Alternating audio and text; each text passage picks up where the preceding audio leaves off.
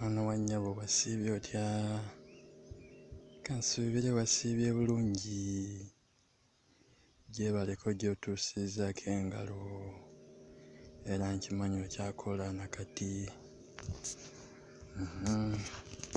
Mbadde awo ne ŋŋamba kangende mu ndindi ntuukirize Ani kye yansabye.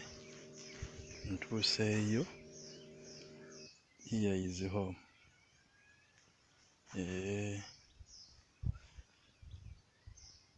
Eyo y'enju ya anko gy'asulamu.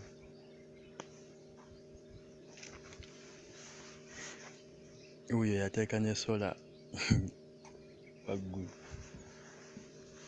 Eyo avocado.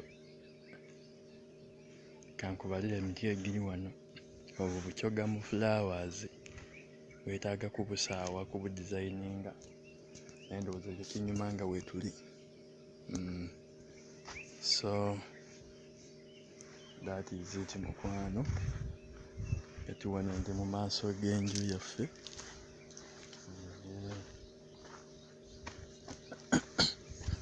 Mu maaso g'enju yaffe. Kantereeze kamera bulungi n'ate.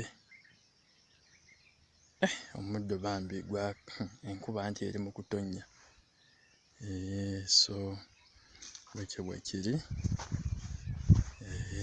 Ako kakomera kati emabega eyo gye batunda era bampise n'okumpita agambye ngende. I think no one can buy there kubanga ekkubo baba tebalina. So akanaabiro kaako kikyo kinnya kyolaba ekyo. I think enju erabika bulungi mukwano. Ebulamu gwe wekka. Kangendeko emanju.